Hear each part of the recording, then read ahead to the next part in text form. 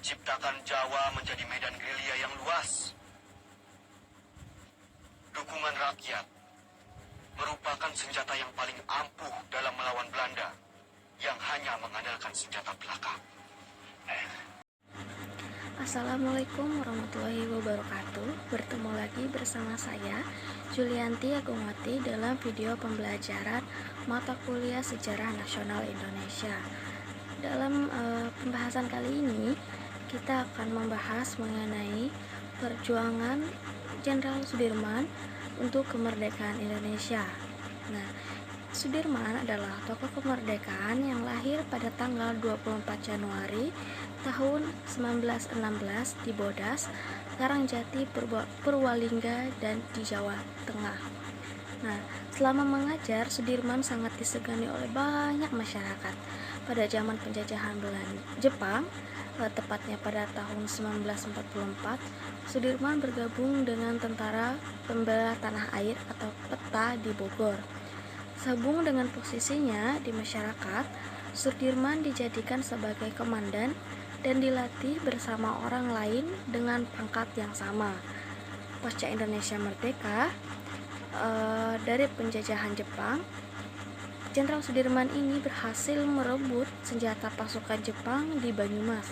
Kemudian beliau diangkat menjadi komandan batalion di Kroya setelah menyelesaikan pendidikannya. Setelah Indonesia merdeka, Sudirman bergabung menjadi Tentara Keamanan Rakyat atau disingkat dengan TKR.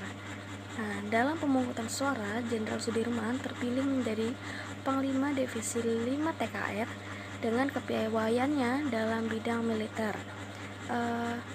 Dalam kepiawaiannya ini, akhirnya Sudirman diangkat sebagai Panglima Divisi TKR dengan pangkat kolonel. Atas prestasi militernya, pada tanggal 18 Desember tahun 1945,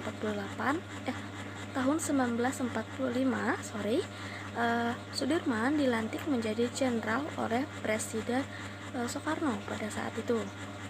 Lalu pada masuknya masa peperangan, sebelum berangkat perang, Jenderal Sudirman itu meminta izin kepada keluarganya, dan keluarganya pun berharap sang jenderal ini pulang perang dengan keadaan selamat, dengan keadaan sehat.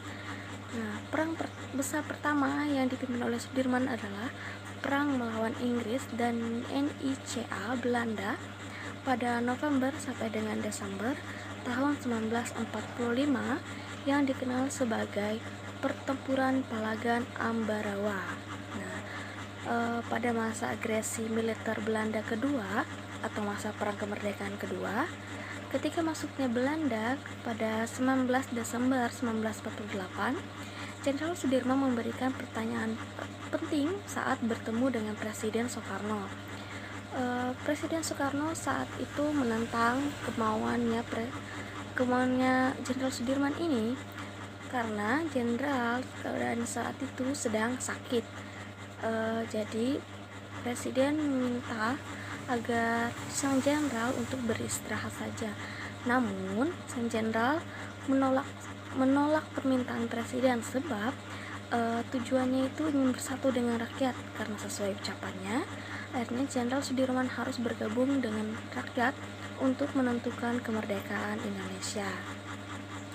Berlanjut lagi setelah bertemu dengan presiden, dalam perjalanan menuju lokasi peperangan, Jenderal Sudirman mendapatkan kabar bahwa presiden tidak keluar kota melainkan ditahan oleh bangsa Belanda.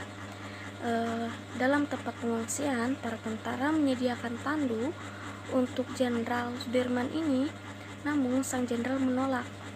Kata beliau, saya tidak mau diperlakukan seperti raja. Namun para pengikut setia beliau memaksa untuk sang jenderal tetap memasuki tandu saat perjalanan, karena pada saat itu Panglima Besar sedang mengalami sakit tuberkulosis atau disebut dengan TBC, yang menyebutkan bahwa kondisi itu membuat paru-paru beliau hanya berfungsi 50%. Selama perjalanan gerilya, Jenderal Sudirman memakai nama samaran. Jadi di perjalanan di gerilya ini, sang jenderal tidak mau memakai nama aslinya, namun dia memakai nama samaran, yaitu Bapak Gede Abdullah Lelono Putra atau disebut dengan Pak D. Dari nama samaran itu, Sudirman lebih leluasa untuk mengundang kurir-kurir yang berkaitan dengan strategi perjuangan gerilya. Surat-surat yang dibuat Sudirman sangat menentukan strategi perang gerilya terkait dengan serangan umum pada 1 Maret tahun 1949. Berlanjut lagi, salah satu kaprah Jenderal Sudirman dalam mempertahankan Indonesia adalah perang gerilya ini yang berlangsung pada akhir Desember 1948 sampai dengan awal Juli 1949. Gerilya ini adalah semacam taktik perang yang tuh bersembunyi-sembunyi atau menyerang secara tiba-tiba seperti itu. Saat pasukan Sudirman sedang bergerilya, di Yogyakarta dilancarkan serangan umum yang dikenal dengan serangan umum 1 Maret tahun 1949. Adanya serangan umum ini menunjukkan pada dunia internasional bahwa Indonesia dan kekuatan militernya masih ada dan membuktikan kebohongan Belanda yang menyatakan Republik Indonesia dan TNI-nya telah hancur. Nah, meskipun tadi sang jenderal dalam keadaan sakit, jenderal ini tetap memberi strategi perang yang baik dan bisa memotivasi pasukannya. Meskipun beliau tidak bisa berperang secara langsung, namun pemikirannya lah yang memimpin para prajurit. Nah, dengan taktik yang disarankan beliau tadi, yaitu perang gerilya, akhirnya Belanda ini kebingungan dengan serangan yang dilakukan secara tiba-tiba. Di samping itu, Jenderal Sudirman juga menyiapkan sebuah serangan yang direncanakan dengan matang. Serangan ini dilakukan pada 1 Maret tahun 1948 yang dilakukan serentak di seluruh wilayah Indonesia. Nah, seperti yang kita ketahui tadi, bahwa gerilya ini adalah suatu strategi perang yang dikenal luas karena banyak digunakan selama perang kemerdekaan di Indonesia pada periode tahun 1950-an. Bagi tentara perang gerilya sangatlah efektif. Mereka dapat mengelabui, menipu, atau bahkan melakukan serangan kilat pada bangsa Jepang. Nah, awal terjadinya perang ini yakni pasukan tentara Belanda melakukan penyerangan militer kedua, melakukan serangan dari udara, laut, dan darat ke seluruh wilayah Nusantara. Hingga pada 19 Desember tahun 1948, tujuannya ialah menguasai Nusantara kembali dengan cara keseluruhannya. Nah, setiap target yang diserang ke Belanda banyak yang telah kosong. Namun, pada saat yang tidak disangka-sangka, ternyata tentara Republik Indonesia menyerang kedudukan Belanda dengan cepat. Ini yang dimaksud dengan Jenderal Sudirman tadi dengan taktik perang gerilya. Nah, akibatnya koordinasi Belanda menjadi tidak seimbang dan mereka terpukul mundur. Hingga pada akhirnya Belanda menarik diri dan Jenderal Sudirman dipanggil kembali ke Yogyakarta pada bulan Juli 1949 oleh Presiden Soekarno.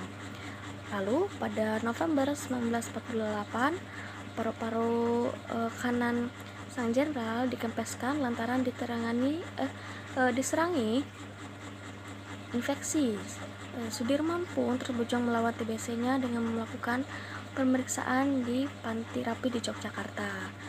Namun pada saat yang bersamaan, pemerintah Indonesia dan Belanda mengadakan konferensi panjang selama beberapa bulan yang berakhir dengan pengakuan bangsa Belanda atas kedaulatan Indonesia pada 27 Desember 1949. Nah, meskipun sedang sakit, Jenderal Sudirman ini diangkat sebagai panglima besar TNI di negara baru bernama Republik Indonesia Syarikat.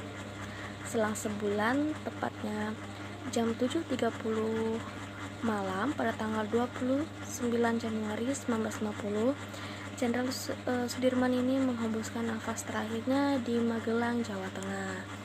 Jenazah beliau pun disemayamkan di Masjid Gede Kauman pada sore hari. Lalu jenazah Sudirman kemudian dibawa ke Taman Makam